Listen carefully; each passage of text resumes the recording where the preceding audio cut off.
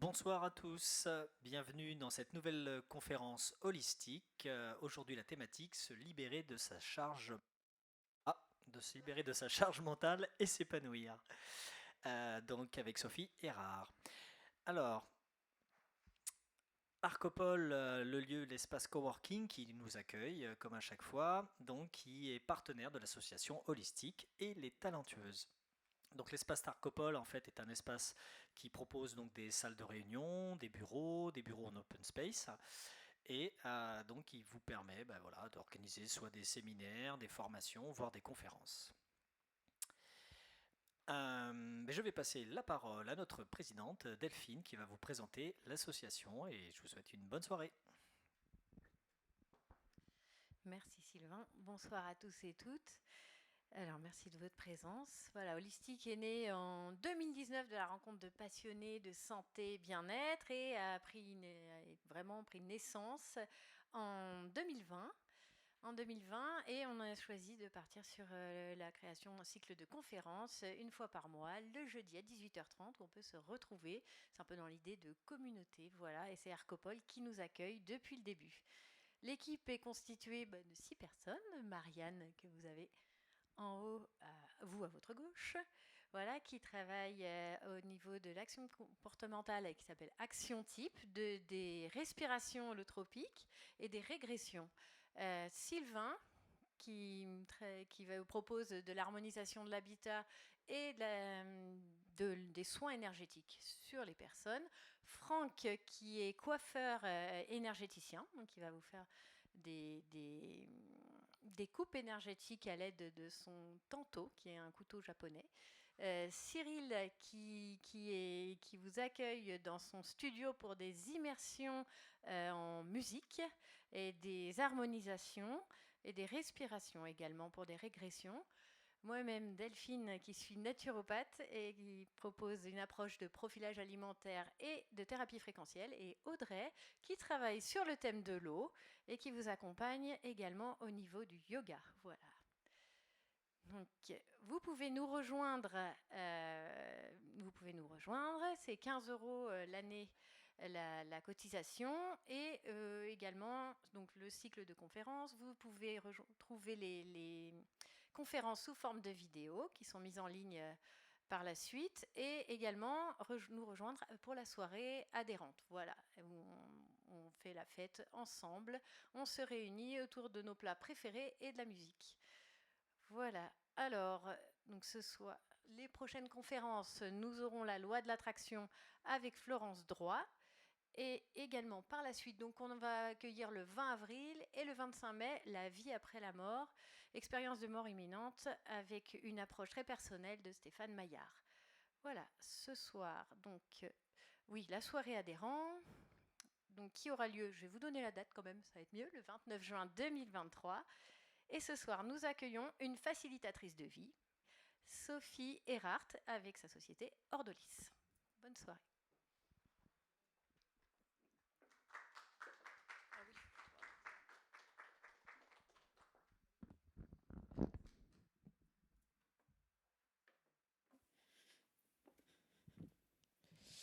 Bonsoir, oui, ça marche. Bonsoir à tous et à toutes. Et puis un grand merci à l'association holistique de m'accueillir ce soir et de me permettre de parler de ce sujet, la charge mentale. C'est un sujet qui est assez vaste et moi j'ai choisi de le centrer quand même sur la charge mentale domestique.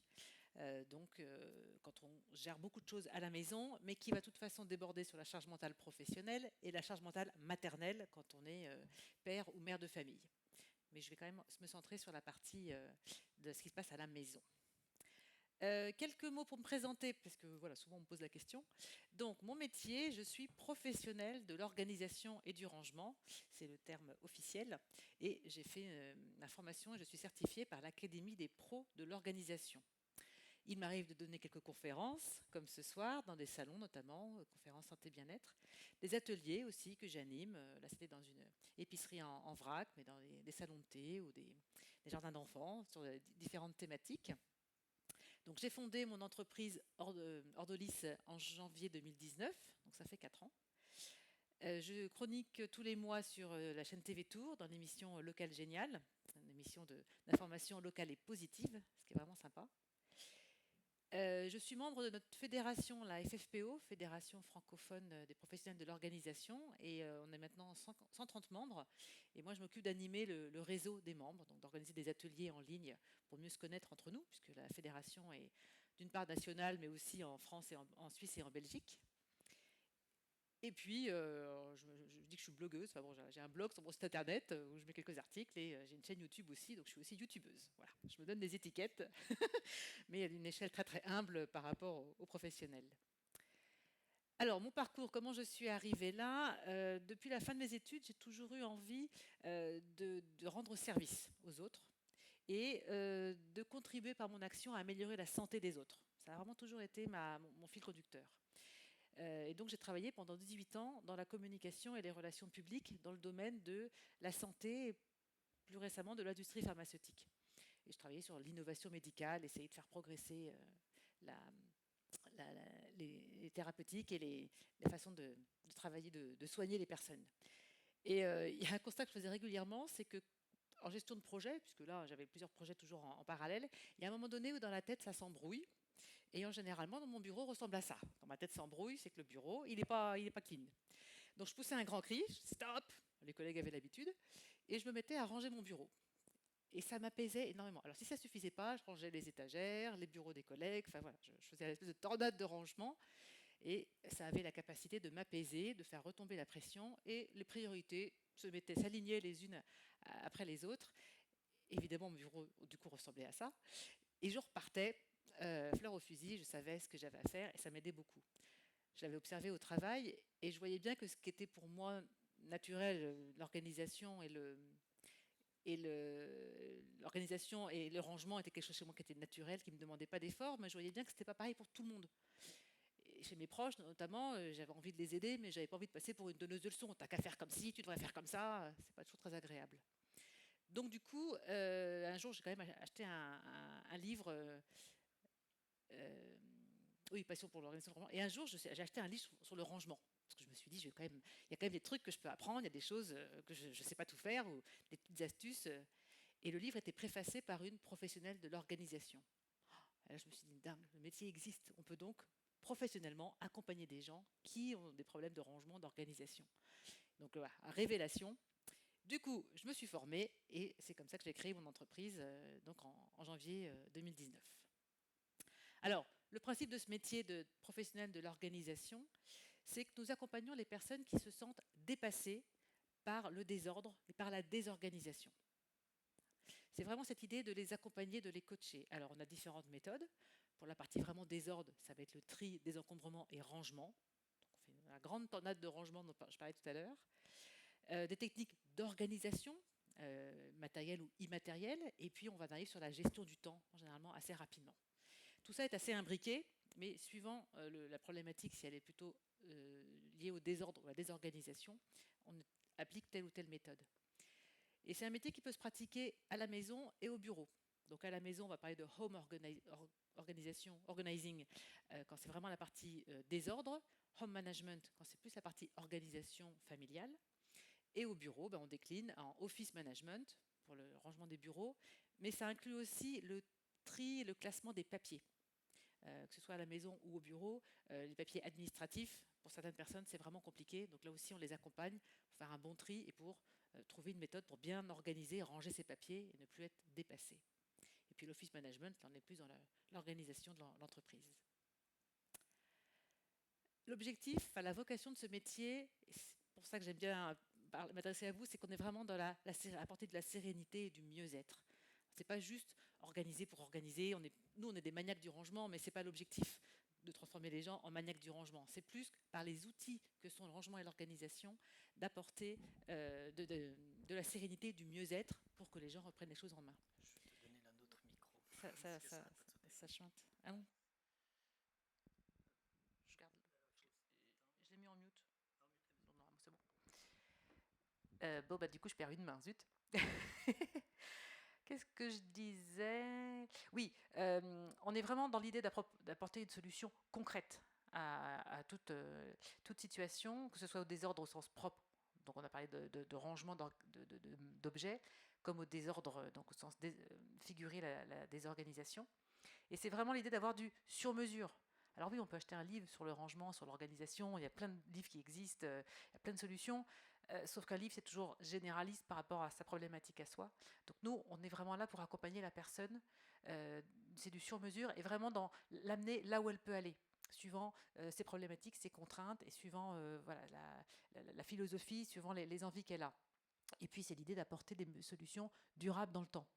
On ne va pas revenir tous les jours pour à nouveau ranger, c'est plus d'expliquer comment s'organiser, comment bien mettre en place un rangement adapté à la personne pour qu'elle puisse reprendre la situation en main et qu'elle puisse continuer d'évoluer toute seule, et puis de changer l'organisation le jour où il y a besoin. Et puis les bienfaits du rangement et de l'organisation, ils sont nombreux. Je vous ai mis une petite liste, mais c'est déjà du gain de temps, du gain de place, c'est d'arrêter, d'essayer de pouvoir être plus concentré, plus efficace dans son travail comme dans la façon de gérer sa maison. Et puis les économies. Quand on se rend compte que finalement on avait acheté beaucoup de réserves et puis qu'on regroupe toute la réserve au même endroit, mais que ce soit du shampoing, de la papeterie. Des fois, j'ai mes clients et je me dis, mais vous pourriez ouvrir une librairie tellement vous avez des fournitures de bureau partout dans la maison. Quand on regroupe tout au même endroit, on se rend compte du stock qu'on a. Bon, il n'y a plus besoin d'acheter pendant un petit moment parce qu'en fait, voilà, les gens étaient un petit peu perdus dans leur stock et ne se rendaient pas compte de toute la réserve qu'ils avaient d'avance. Donc voilà pourquoi nous, on intervient chez ces personnes.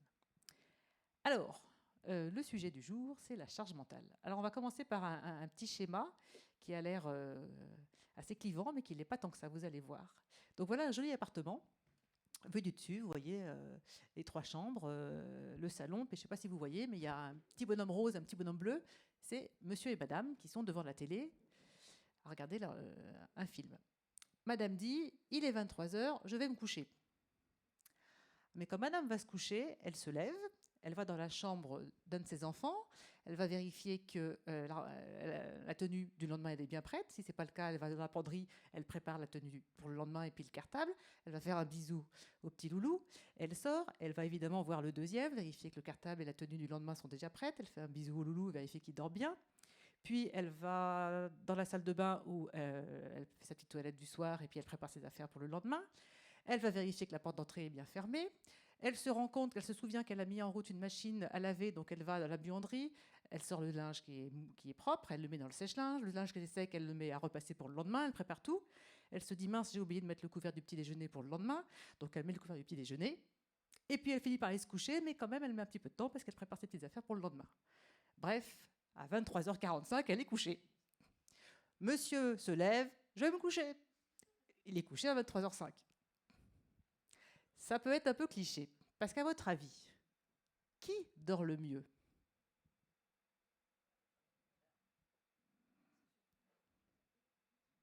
Alors, on fait à main levée.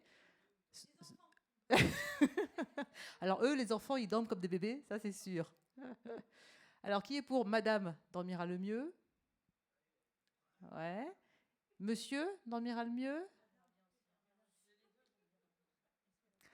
Alors, on peut se dire plusieurs choses. Madame, on peut se dire qu'elle dormira mieux. Oui, parce qu'elle a fait tout ce qu'elle avait dans sa tête. Toute sa liste du soir, c'est fait. Elle a tout coché. S'il n'y a pas une nouvelle liste qui démarre déjà, bon, on peut se dire qu'effectivement, elle s'est vidée la tête. Mais si elle n'est pas capable de faire un stop dans le cerveau et que déjà, elle est en train de réfléchir à ce qu'elle va faire le lendemain, ses dossiers et tout ça, le cerveau ne s'arrête pas. Donc, c'est pas dit qu'elle dorme beaucoup mieux. Elle est en mode automatique en permanence et voilà. Monsieur a l'impression qu'il n'en fout pas une, sauf que monsieur, peut-être, on ne sait pas, mais peut-être qu'au travail, ça ne se passe pas très bien, et que ça tourne dans sa tête. Peut-être qu'il sait qu'il va falloir changer la voiture et qu'il est en train de réfléchir financièrement comment on va faire. Peut-être qu'il sait que l'appartement, il va falloir faire des travaux, ou il va installer la clim. Peut-être que monsieur a plein de sujets qui tournent dans la tête, qu'il n'en parle pas, qu'il va se coucher vite pour, là aussi, arrêter le cerveau, qu'il n'a pas de solution, qu'il n'a pas forcément envie d'en parler avec madame, ils ont regardé un film. Donc voilà, et peut-être que finalement, il y a des sujets qui vont tourner dans sa tête. Donc la charge mentale, elle n'est pas la même chez monsieur et chez madame. C'est un peu cliché, mais il y a quand même des grands schémas. Et voilà, chacun a sa façon de gérer sa charge mentale, mais ce n'est pas si simple. Alors, si on théorise un petit peu, donc c'est une chercheure de l'université de Laval, au Québec, qui a mis des mots un petit peu techniques sur la charge mentale, qui nous parle de gestion, d'organisation, de planification. intangible, incontournable, constant, mais avec l'idée de satisfaire le besoin de chacun, donc l'individu, et de l'ensemble. Alors, si on le dit autrement, ça veut dire qu'il faut assurer sa journée de travail, mais qu'il faut gérer le fonctionnement du foyer, puis qu'il faut gérer les imprévus, et puis essayer de continuer de voir ses amis, et puis bien sûr faire du sport et rester, passer du temps, avoir un petit peu de temps pour soi. Donc c'est beaucoup. Donc on retrouve des idées d'anticipation coordonnées, déléguées, chronométrées, improvisées, et il faut le faire en même temps. C'est ça le problème. C'est que c'est pas juste on organise et puis d'autres font, non, c'est qu'on fait aussi. C'est là où tout s'embrouille. C'est là où finalement on se retrouve à se démultiplier à la fois sur un plan physique et psychologique. Donc si on le dit autrement, c'est pas juste le fait de faire des choses, c'est de penser à tout le temps, ça ne s'arrête jamais, et pour tout le monde. Et généralement, dans ce cas-là, on s'oublie soi. C'est toute cette accumulation qu'on appelle la charge mentale. Alors, comment ça se met en place ? Ça se met en place, on a une pensée qui nous encombre. On pense à un truc, tiens, il faudrait que je le fasse. Bon. Et puis, tant qu'on ne le fait pas, la pensée, elle est là. Bon, on se lève, puis on va le faire. Parce qu'on se dit, quand ce sera fait, je n'y penserai plus. Donc, je me lève et j'y vais. Je me rassois. Oui, sauf que ce que j'ai fait là, ça déclenche une autre pensée. Ah, tiens, il faudrait que je fasse ça aussi. Bon. Donc, on se dit, oui, mais je vais le faire, comme ça, au moins, je n'y penserai plus. Donc, on se relève, on y retourne. Et ça tourne en boucle. Et on ne trouve jamais le bouton off. Jamais ça s'arrête. Jamais on s'assoit en se disant tout ce que j'ai fait, c'est bien. Bon, maintenant, je m'arrête et j'en profite de ce que j'ai fait.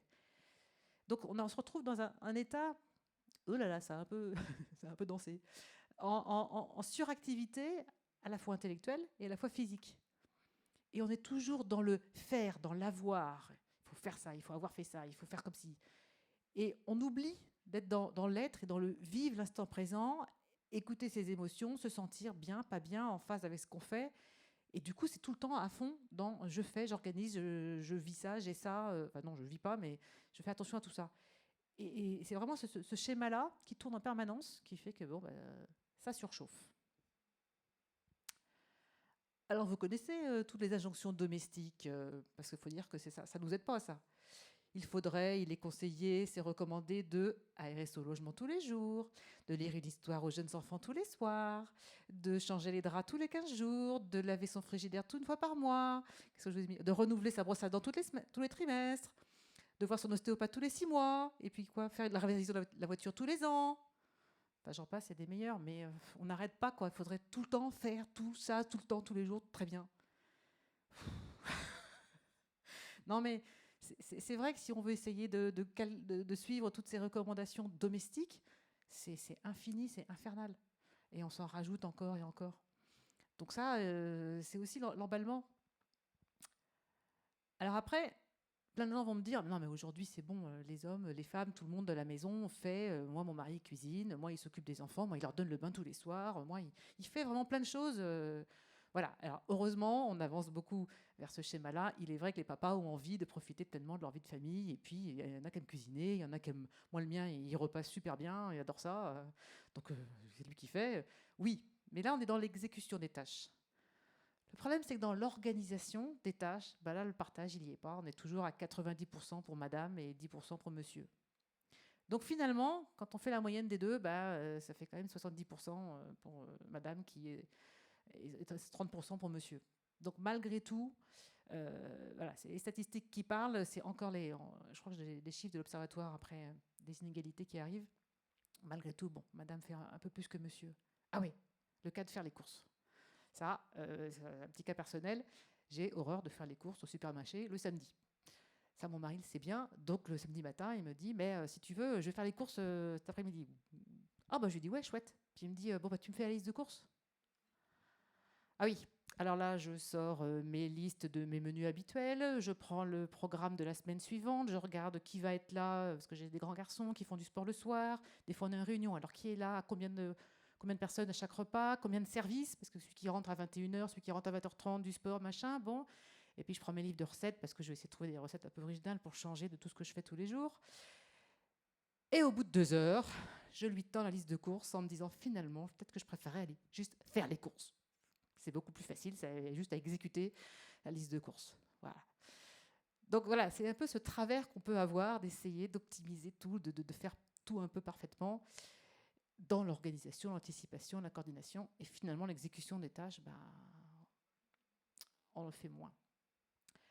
Il y a aussi un autre paramètre qui peut entrer en compte de la charge mentale, c'est le manque de reconnaissance.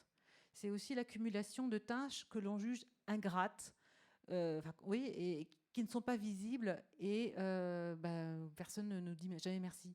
C'est souvent les mamans qui ne travaillent pas le mercredi, mais alors qu'ils vont passer leur temps à emmener les enfants à droite à gauche, à faire les courses, à passer des coups de fil, à faire avancer des trucs.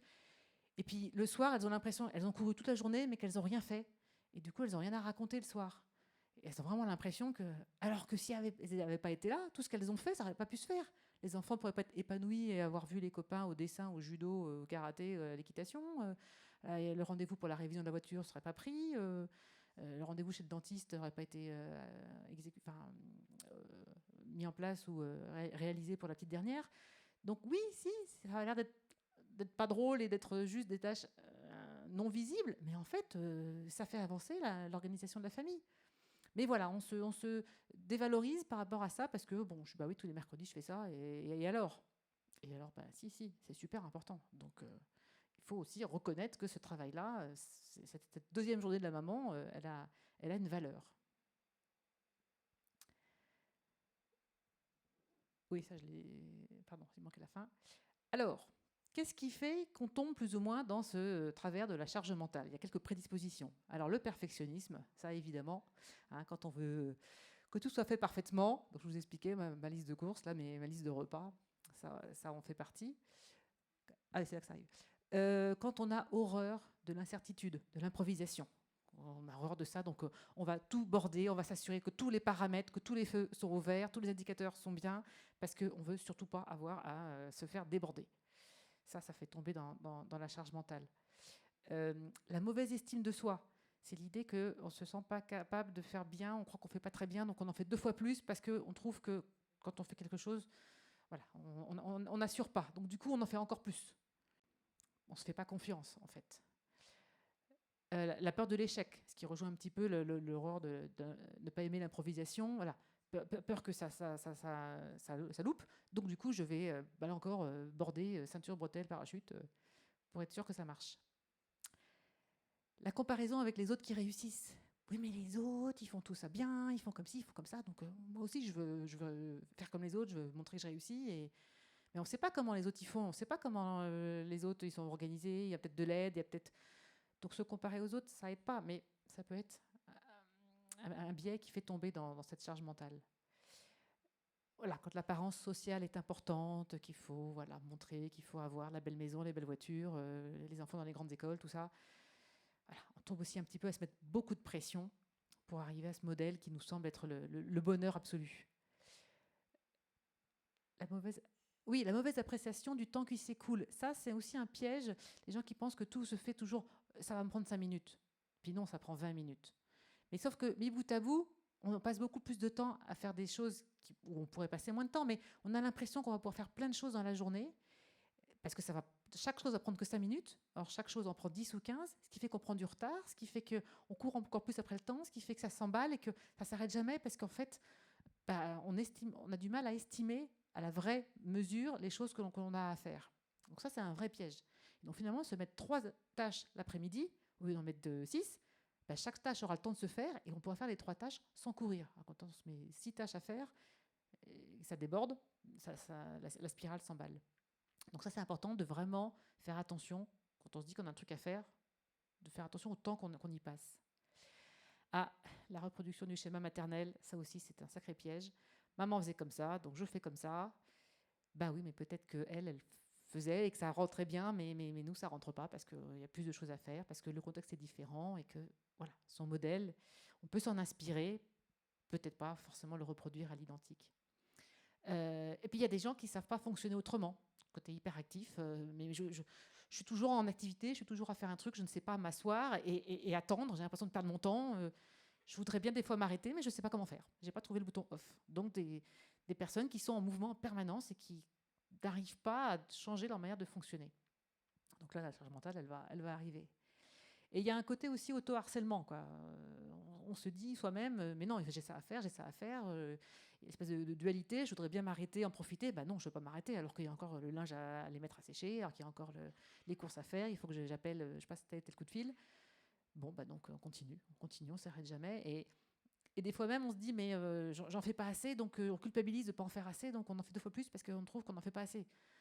C'est une espèce de schéma qu'on se met et on croit qu'il faut en faire beaucoup pour que ça fonctionne bien, pour être heureux au final.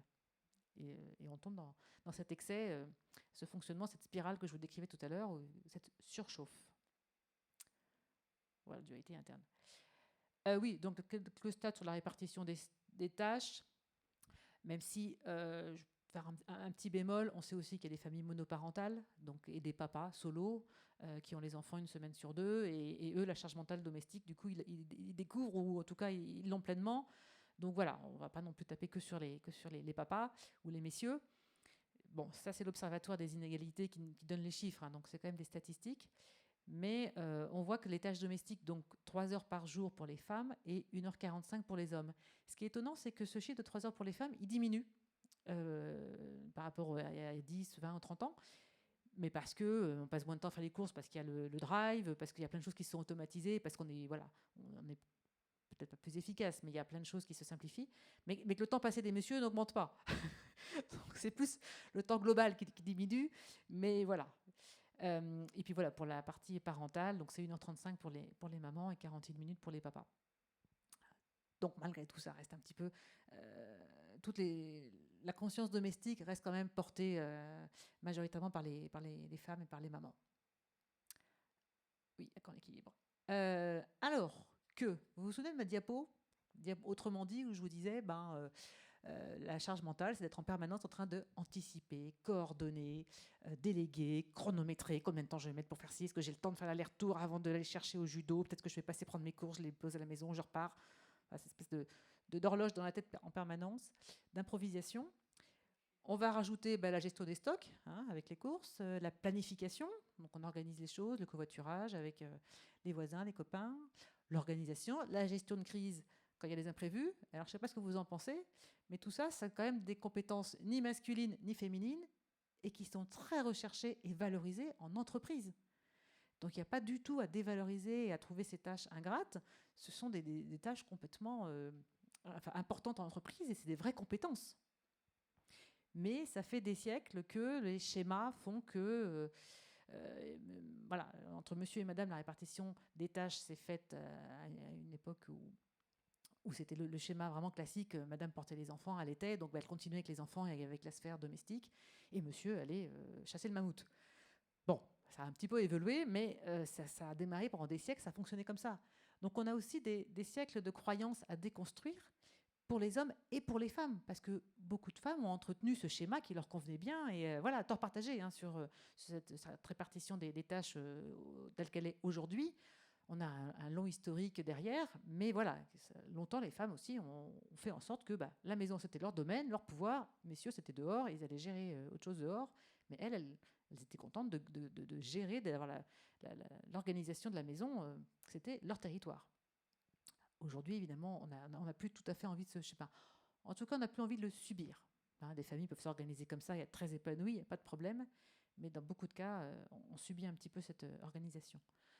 Alors qu'une bonne organisation familiale, ça permet, ça a un petit peu bougé, ça permet de gagner en visibilité, en clarté dans tous les domaines de la maison. On va retrouver tout ce qui est donc des tâches domestiques, l'entretien du domicile et du véhicule, pardon, il n'y a pas le bon côté, la scolarité des enfants, la vie professionnelle des adultes, la partie médicale, les activités de chacun. Voilà, tous les différents domaines qu'il faut gérer quand on est à la maison. Et si tout ça est fluide et organisé, ça se passe super bien. Et c'est beaucoup plus facile. Et l'intérêt, c'est pas tant d'être super organisé au carré, c'est de retrouver du temps pour soi, pour les choses qui sont importantes, pour passer du temps avec ses proches, et passer moins de temps sur les tâches quotidiennes parce qu'elles sont simplifiées, et donc, je vais y arriver, retrouver du temps pour soi et pour ses proches. Et puis, quand on est bien organisé, l'intérêt, c'est que dès qu'il y a un imprévu, ça, c'est pas possible. Bon, on va faire autrement. Mais quand vous êtes déjà dans une espèce de surchauffe intellectuelle à organiser la maison, à organiser tout, et qui a en plus un truc qui déraille, qui ne se fait pas, un truc qui est annulé ou un truc qui ne se fait pas comme prévu, bah tout explose en plein vol, parce que non, il y a en plus ça qui ne va pas aller. Donc c'est compliqué. Et oui, meilleur équilibre entre la vie pro, vie sociale et vie personnelle. Et pour enfoncer encore un petit peu le clou, les risques pour la santé d'une organisation qui surchauffe, bah, ils sont nombreux. Donc on a le stress, forcément, qui arrive, de ne pas y arriver, l'épuisement, d'essayer de courir tout le temps, d'essayer de tout faire, tout accomplir aussi bien qu'on voudrait, selon le modèle qu'on s'est mis en tête. On peut tomber dans un état dépressif, d'anxiété, des maladies de peau qui peuvent arriver à ce moment-là. Et puis bon, on peut finir en burn-out maternel ou professionnel. Bon, tout ça, c'est pas très, très joyeux. Ce qui est cool, c'est que j'ai des solutions à vous proposer. Alors, qu'est-ce que j'ai comme solution ? La première, déjà, c'est de savoir repérer les symptômes. C'est que si on est un peu irritable tout le temps, si on est vraiment très fatigué, vraiment, pas juste le petit coup de barre, des sautes d'humeur, ça devient compliqué à la maison, on a un petit peu à prendre avec des pincettes, des problèmes de sentiment de saturation, migraine, enfin bon, il y a des symptômes, des émotions qu'on n'avait pas jusque-là et vraiment on nous fait remarquer qu'on est un peu difficile à vivre, c'est qu'il y a peut-être plus que juste une petite fatigue passagère. Donc faire repérer et là se dire peut-être que il faut prendre un petit peu de recul et peut-être faire un petit état des lieux. En tout cas, se poser la question. Il y a dire stop, se dire stop aussi, et vraiment laisser les autres faire, organiser, gérer à leur façon. Et ça, c'est vachement dur. Quand on a pris en main, à décider qu'on faisait tout, ou décider, c'est comme ça aujourd'hui, je fais tout, j'organise tout, mais j'en souffre et je voudrais arrêter. Eh bien, c'est d'essayer vraiment de laisser les autres faire, accepter. Et c'est vachement dur. Et en plus, accepter qu'ils le fassent à leur façon, qui sera forcément différente de la mienne, et que d'emblée, je vais juger moins bien, puisque ce n'est pas fait comme j'aime que ce soit fait. Donc ça demande de prendre du recul. Donc là, on est vraiment sur la partie, on se pose, on cérébralise un petit peu, on se dit, bon, maintenant, il faut que je me pose, il faut que j'arrête, je prenne conscience du problème qui me rend irritable et impossible à vivre, et je vais lever le pied. Et puis pour les dames, on arrête de vouloir tout cocher, la professionnelle super épanouie, la mère géniale, qu'est-ce que j'ai mis la professionnelle, la femme épanouie bien sûr, avec un corps de rêve forcément. Voilà, on a toute envie de tout cocher, toutes les cases. Et ça aussi, il faut arrêter ce modèle-là. Bon, voilà, on nous le bombarde sur les couvertures des magazines, mais c'est pas la vraie vie. Alors même le mannequin, quand elle se lève le matin, elle n'est pas belle, elle a des boutons. Quand elle n'est pas maquillée, on ne la reconnaît pas. C'est pas la même que sur la photo du magazine, qui est en plus retouchée. Donc voilà, aussi, petite prise de conscience, petite introspection, et se dire, bon, faut que j'arrête, faut que je me rende compte que je ne serai pas plus heureuse à courir après ce modèle-là qui n'existe pas. Donc voilà, petite introspection. Un truc qui est super important, c'est de clarifier les attentes de chaque membre, et en particulier ses attentes. Parce qu'on tombe souvent dans le reproche. Tu ne m'aides jamais, tu ne fais rien, les enfants, vous arrivez toujours à mettre les pieds sous la table, il faut que je vous appelle 10 fois avant que vous veniez vider la machine, tu t'occupes jamais de la maison, de la voiture, etc. Sauf que, comme on fait tout et qu'on ne laisse pas les autres faire, les autres, ils ne peuvent pas faire. Donc, à un moment donné, c'est aussi se dire, moi, c'est pas le tu, le reproche, c'est moi. Moi, j'aime bien quand je pars à la maison, le matin, que la maison que ce soit rangé. J'aime bien que tout soit clean. Parce que comme ça, je me sens bien quand je pars et que quand je rentre le soir, je trouve que c'est agréable. Mais si on ne l'exprime pas, ce besoin, les autres pensent que vous êtes juste une maniaque du rangement ou une espèce de tornade qui impose des règles à tout le monde pour embêter les autres. À un moment donné, on tombe un peu dans le conflit. Non, c'est pas ça. C'est que moi, j'aime bien quand je m'en vais le matin, ma maison, bon, elle est nickel. Et comme ça, le soir, si quelqu'un vient à l'improviste, on l'accueille pour quelques minutes, un parent qui ramène un copain ou qui vient chercher un copain ou quelqu'un qui passe à l'improviste, la maison, elle est accueillante. Et moi, j'ai besoin de ça pour me sentir bien. Ah, d'accord. D'essayer vraiment de mettre des mots sur ses besoins, sur ses attentes, sur son ressenti. Et sortir du reproche du tu fais pas comme si, toi tu fais exprès de laisser traîner tes affaires. Non, il fait pas exprès. Mais... Donc là encore, on est un peu dans l'introspection, mais dans la verbalisation de choses et si chaque membre du foyer, les enfants, le conjoint, prend le temps de dire ben, ça c'est important. Moi, ma chambre, j'ai pas envie qu'on rentre dedans parce que c'est mon univers, etc. D'accord, mais dans ce cas-là, c'est toi qui gères aussi le ménage, qui va changer tes draps, on organise des choses. D'accord, et on en parle. Mais si vous rentrez dans une chambre d'ado comme ça et puis décidez que c'est le bazar et que voilà, vous mettez une espèce de tornade de rangement ou de ménage dans la chambre d'ado, bon bah ça va partir en clash direct.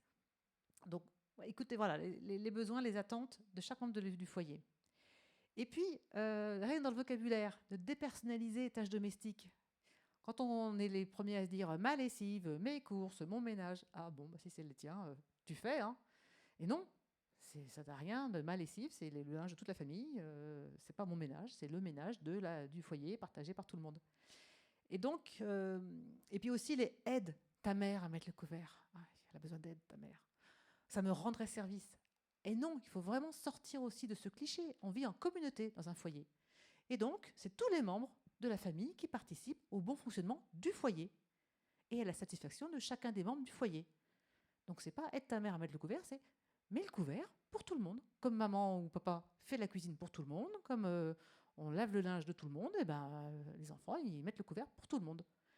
Donc, c'est aussi dans le vocabulaire où on se rend compte qu'on s'accapare beaucoup les tâches domestiques ou l'organisation. Et donc, faire attention à ça et voilà, d'arrêter d'être... Il y en a un qui est au-dessus, qui coordonne tout pour tous les autres qui sont exécutants. Non, c'est tout le monde au même niveau. Et du coup, tout le monde peut décider, organiser, et tout le monde peut prendre sa part aussi dans l'organisation et tout ce qui peut être anticipé pour se décharger de cette partie-là.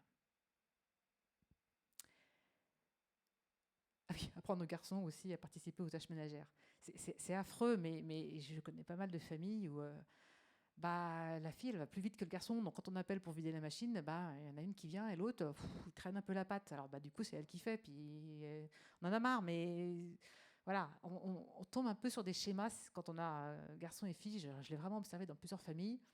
Bon, c'est à la fille qu'on va demander. Elle va savoir faire tourner le lave-linge. Lui, il sait pas. Il n'a pas envie d'apprendre. C'est pas lui rendre service, parce qu'un jour, il sera jeune, adulte, dans son studio, voire en colocation. Et voilà, il faut apprendre aux garçons comme aux filles à s'occuper du foyer, à gérer un foyer, parce que voilà, c'est des futurs adultes, et que c'est vraiment leur rendre service. Donc attention, même aujourd'hui, on voit encore des schémas où, c'est bête, hein, mais naturellement, on va se tourner vers la fille pour lui demander s'il reste des pâtes dans le placard ou pas. Elle n'a pas plus à savoir que son frère. Alors, il y a aussi cette idée de laisser la place au conjoint, parce que c'est vrai que quand on a tout pris en charge soi-même, on trouve qu'il ne fait rien. Mais sauf qu'à chaque fois qu'il anticipe ou qu'il prend une initiative, il se fait engueuler, parce que c'est pas bien fait, c'est pas fait comme madame voudrait. Donc c'est compliqué aussi. Donc il faut aussi observer ça, se rendre compte de ça, qu'on ne laisse pas assez de place au conjoint pour qu'il puisse prendre des initiatives, ordonner, anticiper, coordonner, improviser, tous les verbes d'action qu'on a vus tout à l'heure. Alors, il y a un cas que j'aime bien, c'est la fête d'anniversaire. Imaginez la scène, un gamin rentre à la maison avec un petit carton d'anniversaire, il va voir maman, maman, je suis invité à l'anniversaire de Chloé. Alors disons que c'est une fille. La petite fille, je suis invitée à l'anniversaire de Chloé. Ah, super. Donc là, la version charge mentale plus, c'est la maman qui, va appeler pour les parents de la petite Chloé, évidemment, pour remercier, puis pour demander qu'est-ce qu'elle voudrait comme cadeau. C'est 2, d'organiser quels sont les enfants qui sont invités.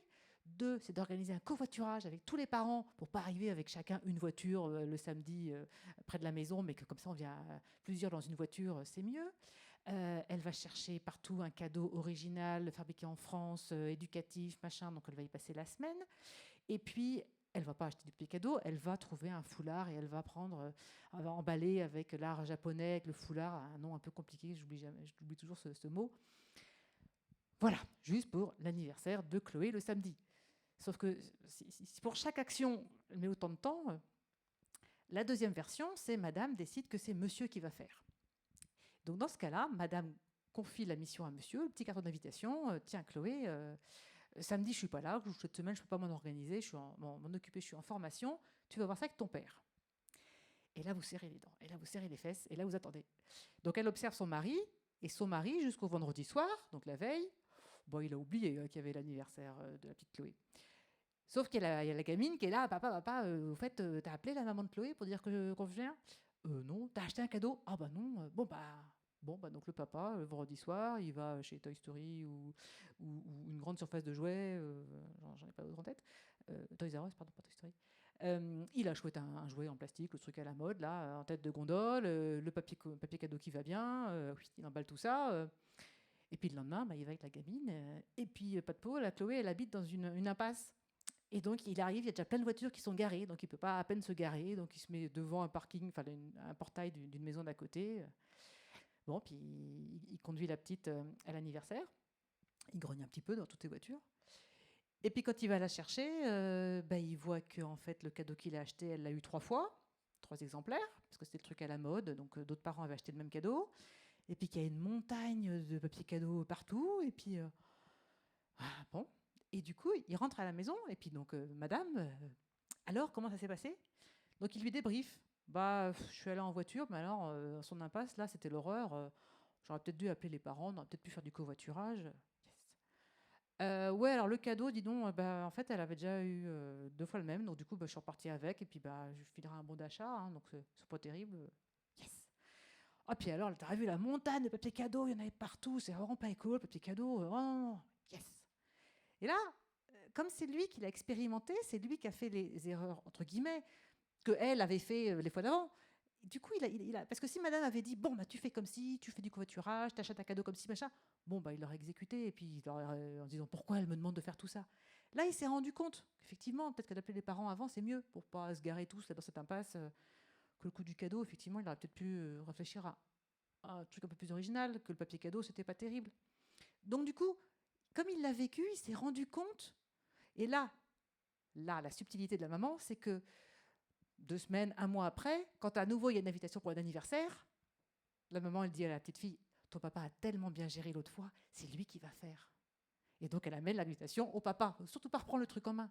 Et là, le papa, normalement, il va se souvenir, machin, et du coup, voilà, s'il y a des choses qui l'ont gêné dans la fois d'avant, il va essayer de trouver des solutions, ces solutions.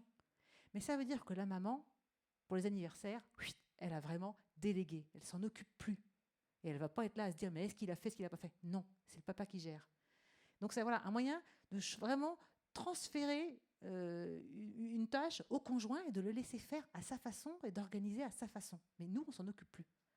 Donc progressivement, de déléguer comme ça des petites missions les unes après les autres. Alors, qu'est-ce que je vous ai mis d'autre? Oui, toujours dans cette idée, responsabiliser les membres du foyer. Hein. Donc, fais-moi penser à, non, je ne suis pas un agenda, je ne suis pas Google, je ne suis pas, non, je suis pas un robot, donc je ne te fais pas. Envoie-moi un SMS pour me le rappeler. Non, quoi, rappel. Il faut que j'appelle le garage pour la révision de la voiture, envoie-moi un SMS. Non, sinon c'est toujours moi qui ai la mission d'anticiper, d'y penser, etc. Non, ça... à chacun de trouver son moyen de se faire un rappel sur son téléphone, de se faire un nœud à son mouchoir à l'ancienne, mais et vraiment comme on le disait, de confier la responsabilité des tâches domestiques aux conjoints, aux enfants, et de ne plus s'en occuper, et de ne pas regarder comment c'est fait, etc., de savourer le fait que c'est pas moi qui m'en occupe, c'est pas moi qui fais, et je mets mes pieds à table, et le dîner, il sera comme il sera, et ce sera bien. Se mettre vraiment dans ce mode-là. Et puis voilà, accepter les loupés, les actes manqués, les imperfections, qui sont des imperfections à nos yeux.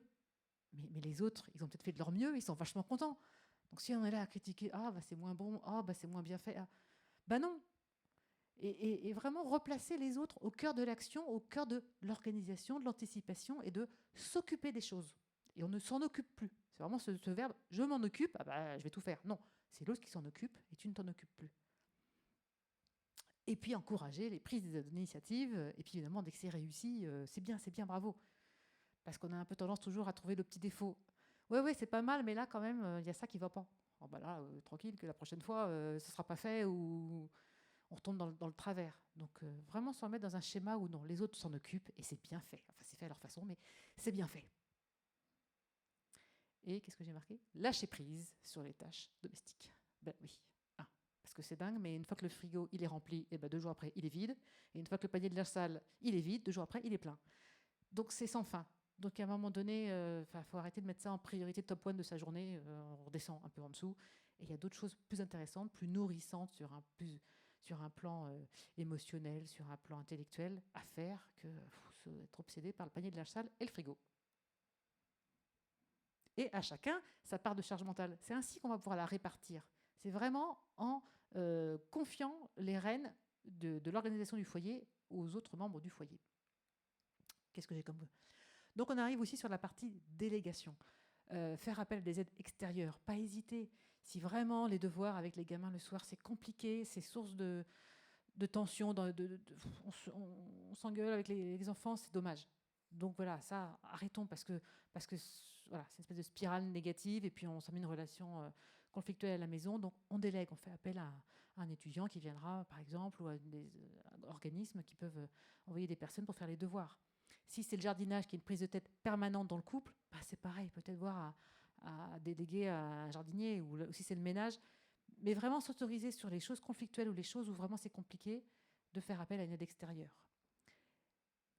Valoriser son travail pour capter de la reconnaissance, ça revient sur ce que je disais quand le mercredi, la maman court toute la journée et a l'impression que ce qu'elle fait, c'est toujours la même chose et que ça n'a pas d'intérêt et que non, c'est pas vrai. Donc dire aussi aux autres ce qu'on a fait et accepter les compliments, accepter de valoriser tout ce travail. Il y a la hiérarchisation, on en parlait à l'instant, de ces priorités, distinguer l'urgent de l'important. Et ça aussi, au début ça paraît un petit peu bizarre comme concept, mais voilà, se rendre compte que ce qui est important, ça va être de faire sa déclaration d'impôt. Ce qui est urgent, c'est quand on n'a pas fait la veille au soir parce qu'on s'est laissé embêter, empêtré dans plein de choses du quotidien et que du coup on n'a pas réussi à la faire en temps et en heure. Donc on le fait en speed, en urgence. Alors c'est l'important urgent, ça c'est le pire. Du coup on oublie des choses, du coup on l'envoie en retard, du coup bon. Non, c'était important, la déclaration d'impôt, donc on prend le temps, on anticipe. Et il y a des choses qui sont moins importantes qu'on fera après, ou qu'on organisera après.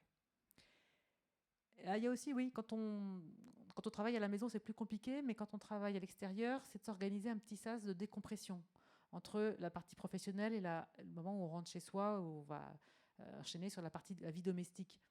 C'est vraiment ce petit temps, alors ça peut être dans la voiture, justement, si on est en voiture ou en transport en commun, où on a, je sais pas, on écoute de la musique, un petit podcast, ou on a un magazine, enfin un moment où on essaie de refermer la porte du professionnel et avant d'ouvrir la porte de la maison, de faire un break entre les deux.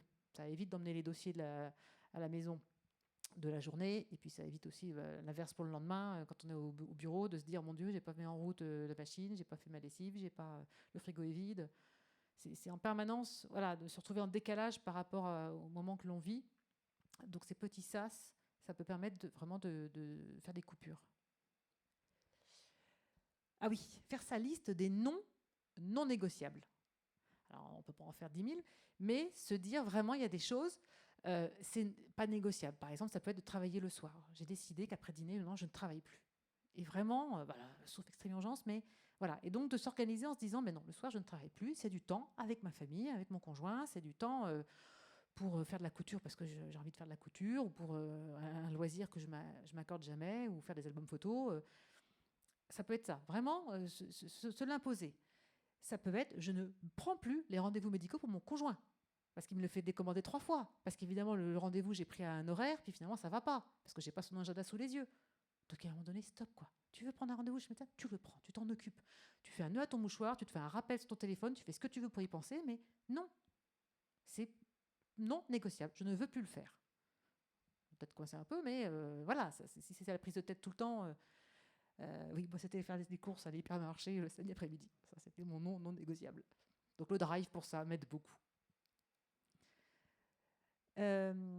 Oui, évidemment, passer du temps à faire des choses qui apaisent, qui font du bien, et à la fois mentalement et physiquement, d'être vraiment, de trouver la lecture, une petite marche, faire de la couture, je ne sais pas, méditer, voilà, il y a plein de choses. Se trouver son petit truc à soi et vraiment avoir son moment où la pression retombe. Et ritualiser des rendez-vous avec soi-même, enfin voilà. Et ça, vous le dites tous très bien au sein de l'association, mais voilà, prendre du temps pour soi, et ça a l'air cliché de le dire, mais de s'autoriser des moments de pause, mais sans culpabiliser, sans se dire, je devrais en train de faire autre chose, 10 000 choses, et là, non, je m'arrête et je prends un moment pour moi. Voilà, d'être aussi dans... et plus on s'autorise ce genre de moment, plus ça devient quelque chose auquel on a besoin, qu'on s'accorde facilement, et on prend cette organisation, ce rituel, et du coup on arrive à déconnecter, à oublier pendant 1 heure, 2 heures, tout le reste du monde qui avance sans nous. Mais c'est pas grave, on va le rattraper. On le rejoindra après. Mais se dire vraiment, là je me pose. C'est mon moment à moi. Oui, et puis d'arrêter de culpabiliser. Tout ça, c'est pas juste pour la beauté de l'exercice, c'est surtout parce que l'intérêt, une fois qu'on a réussi à réorganiser, à déléguer, à se décharger de cette charge mentale, donc à la diluer au sein du foyer, c'est de pouvoir avoir plus de moments à partager en famille. C'est plus de complicité entre les parents, avec les enfants. Enfin, c'est vraiment l'objectif, il est là. Hein. C'est pas juste la théorie. C'est vraiment de retrouver des moments de qualité, du temps pour soi, et puis de se sentir mieux, plus de sérénité, de bien-être par rapport, je vous disais, tout le stress, l'état dépressif, tout ce que je vous ai énuméré comme risque pour la santé d'une charge mentale importante. Et puis donc voilà, et tout à l'heure je vous disais, on est trop dans le avoir et le faire, donc c'est de retrouver l'être et le vivre de l'instant présent pour pouvoir du coup avoir le plaisir de faire des projets pour soi et pour son couple, organiser des vacances, pouvoir anticiper des choses agréables, prendre le temps de se construire des moments super sympas.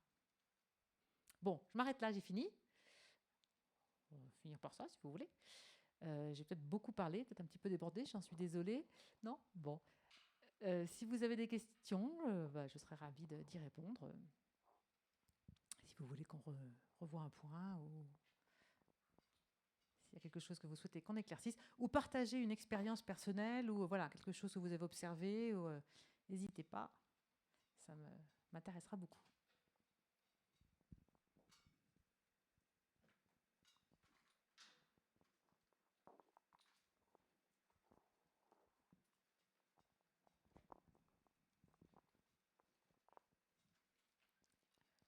Allez, la première question. C'est toujours la plus dure. C'était pas une question, c'était plutôt un témoignage. Vous parliez de podcast. Personnellement, j'ai trouvé que ça m'a sauvée pour repasser du temps en cuisine avec plaisir, qui était du temps presque constructif.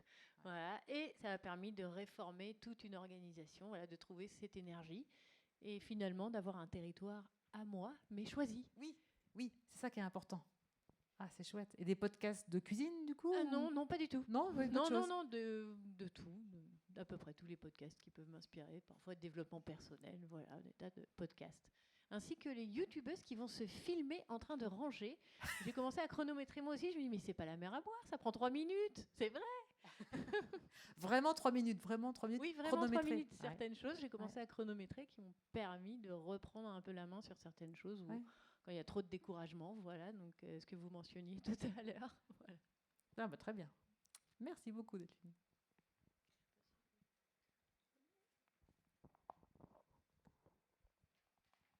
Est-ce que quelqu'un d'autre veut témoigner ou poser une question ?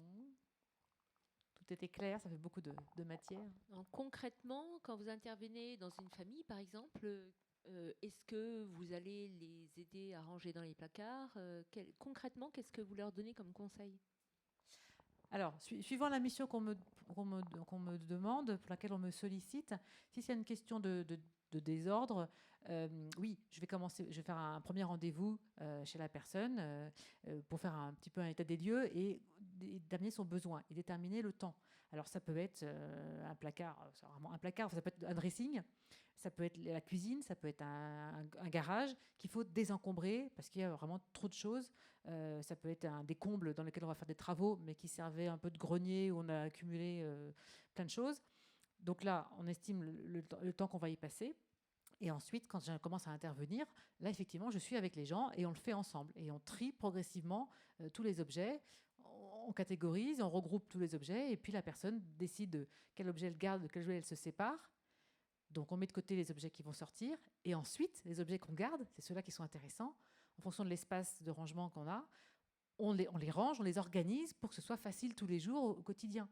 Les objets qu'on utilise tous les jours, on les met à portée de main, voire visibles. Les objets qu'on utilise moins souvent, plutôt en hauteur, plutôt en bas ou dans une autre pièce. Donc oui, voilà, j'accompagne les personnes. Mais suivant la configuration des lieux, voilà, chaque rangement va être vraiment du sur-mesure parce que ça dépend du nombre de placards qu'il peut y avoir dans les pièces, par exemple.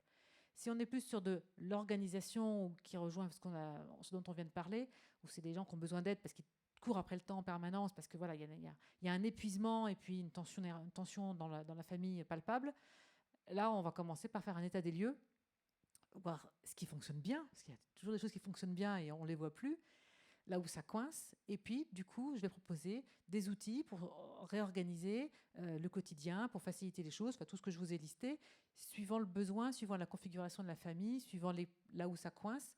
Voilà, mettre en place des différentes choses. Et là, on fait un suivi sur plusieurs séances. On fait des séances d'essai et puis on améliore ou on change s'il y a besoin, ou on laisse tel que c'est. Donc là, on est sur plusieurs séances avec un temps de pratique entre chaque séance. Est-ce que vous demandez à rencontrer tous les membres de la famille avant de vous engager? S'il y a des enfants qui sont assez jeunes, non. S'il y a des ados, j'aime bien pouvoir échanger un petit peu avec l'ado sans les parents. Si vraiment ça coince, que ce soit au niveau du rangement ou d'organisation, voilà, avec les ados qui sont impliqués, j'aime bien les rencontrer. Voilà, indépendamment des parents, pour juste avoir un peu leur ressenti, savoir comment ils vivent la situation et s'ils sont prêts à participer, s'ils ont envie que les choses changent et s'améliorent. Ça peut aider. Après, bon, c'est sûr que c'est mieux. Et puis une fois qu'on a mis en place, que ce soit le rangement ou l'organisation, je débriefe avec toute la famille parce qu'il faut que tout le monde...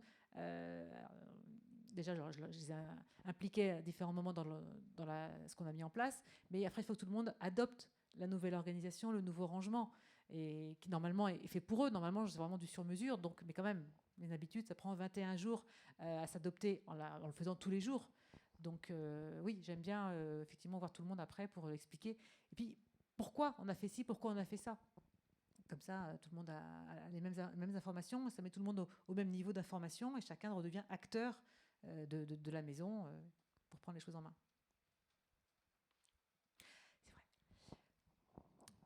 Une petite question. Quand on a fait le constat qu'on est vraiment en charge mentale XXL, quel est le premier petit pas que tu préconiserais? Quel est le premier petit truc à mettre en place quand on a fait ce constat-là? Peut-être de prendre une feuille de papier, un crayon, et d'écrire tout ce que l'on ressent, de poser sur le papier avec vraiment le je. On n'est pas dans le tu, on n'est pas dans le reproche des autres, c'est je. Voilà, remettre par écrit tout ce qui nous trompe dans la tête, peut-être la liste de tout ce qu'on a à faire possible, mais aussi, je vous disais tout à l'heure, moi j'aime bien quand c'est comme si, moi ça je le vis pas bien, ça me travaille, ça me convient pas, voilà. Le poser un peu sur le papier pour déjà le sortir de la tête, et puis à partir de là, voilà, en parler avec les membres du foyer, organiser un moment. Donc, je suis dans la deuxième étape, un petit moment convivial, ça peut être un apéro ou un moment autour d'un verre en famille, un moment calme où tout le monde est à peu près attentif, on pose le téléphone, et puis d'aborder le sujet de manière sereine, si on en est capable, en disant voilà, il faut que je vous dise, moi je ne vis pas très bien aujourd'hui l'organisation de la maison, peut-être que vous avez vu, je suis un peu fatiguée, je suis irritable, je ne suis pas au meilleur de ma forme. Voilà comment moi je vis les choses, j'aimerais bien qu'on en discute, et puis ouvrir la parole, écouter les autres et laisser les autres parler. Et puis après, voilà, mettre en place différentes choses. Moi, je proposerais ça. Bon, on va peut-être s'arrêter là. Je voulais vous dire que j'anime un atelier sur le rangement, là, vraiment la partie désordre liée à l'arrivée du printemps, donc sur le rangement de printemps, samedi à 14h30, magasin Leroy Merlin à Tours Sud. Donc pendant 1h30, on va rentrer dans le concret sur comment est-ce qu'on s'en sort de ce désordre ambiant. On a beau ranger, le bazar, il revient. Donc voilà, trucs, astuces, conseils, samedi après-midi, 14h30, magasin Leroy Merlin à Tours Sud. Merci beaucoup pour votre participation, votre écoute.